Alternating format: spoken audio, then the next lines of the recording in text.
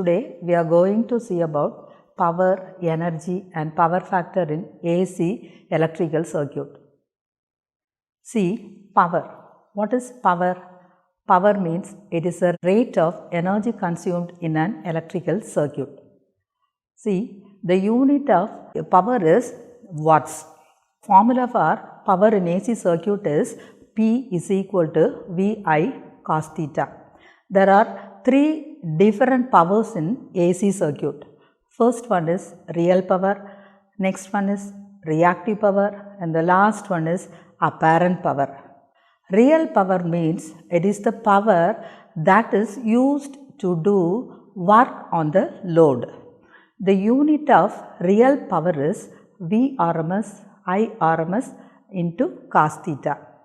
See here, the RMS refers the root mean square value. That means, see, in electrical circuit, the electrical components are continuously varying components. It is not a stable one. It varies with respect to time.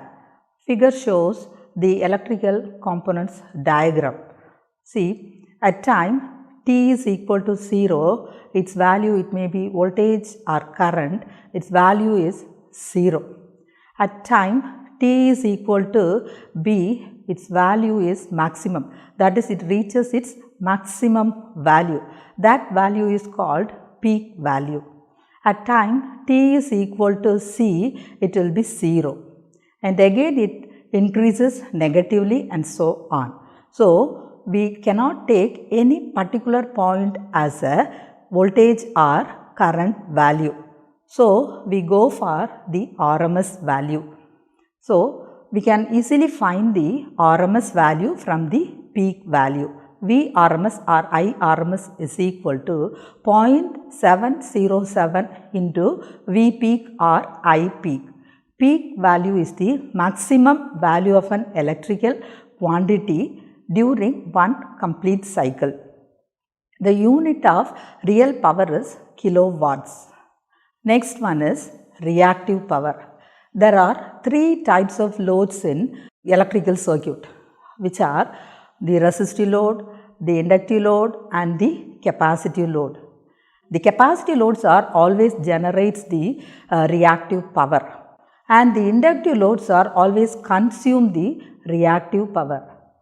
The resultant of these two power dissipates on the reactive load, that gives the reactive power. Okay. The inductive and capacitive loads are always called reactive loads. The power from that is called the reactive power. The unit of the reactive power is kVAr, and the formula for calculating the reactive power is Vrms into Irms into sin theta. Next one is apparent power. The combination of these two power gives the apparent power. The unit of the apparent power is kVA. See, next one is the power triangle. It is a combination of the real power, reactive power and apparent power. It is a right angle triangle which is having the real power and reactive power are taken as the adjacent side and opposite side of this triangle. The hypotenuse shows the apparent power of the circuit. Next is the energy of the circuit. Energy means the product of the power into time. Its unit is kilowatt hour. Normally, the power is measured by an energy meter. The circuit diagram to measure the energy of a circuit is shown in figure. Power in RLC series circuit. Series circuit means the resistance, inductance and capacitance are connected in series. Here, we know in series circuit, the current through the circuit is always same, but the voltage across each element is different. So, we can calculate the voltage V1 that is the voltage across the resistor, and V2 be the voltage across the inductor, and V3 be the voltage across the capacitor. See, we know the formula for finding the power on a circuit, that is P is equal to VI cos theta.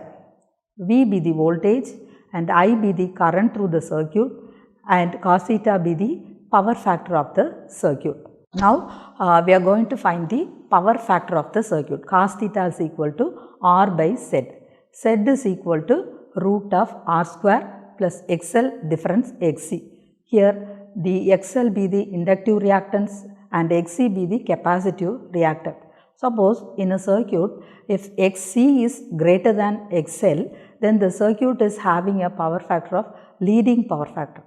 Suppose if XL is a greater value, the circuit is called inductive circuit. That means the power factor is lagging power factor. Then now we find the XL value. XL is equal to 2 pi f into L. We know the L value, then we can easily find the XL. Next, find the XC, that is equal to 1 by 2 pi f into C. From C we can easily calculate the XC. Then Z we can easily calculate. Next is power. Power is equal to VI cos theta. From cos theta, current and voltage, we can calculate the power value. Next is the power in AC parallel circuit. In parallel circuit, all the elements are connected across the supply. Here the voltage is same, but the current is different. See, let us consider V be the voltage of a given circuit. Here all the elements R, L and C are connected in parallel. Then we can calculate the current of a circuit. Here the current through the resistor is I1 and current through the inductor is I2 and current through the capacitor is I3. Now we can calculate the total current I, which is equal to I1 plus I2 plus I3. Then we are going to calculating the cos theta, that is equal to R by Z.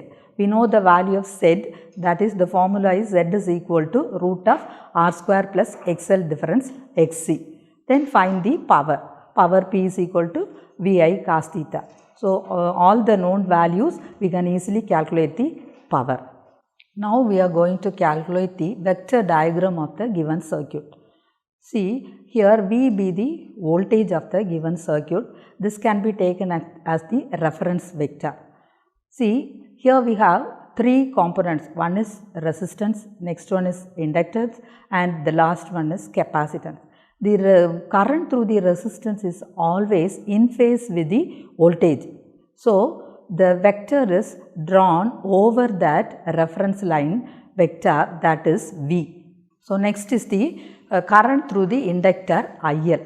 So it always lags behind the voltage, reference voltage V. So it is drawn 90-degree lags on the reference voltage V. Next is the current through the capacitor.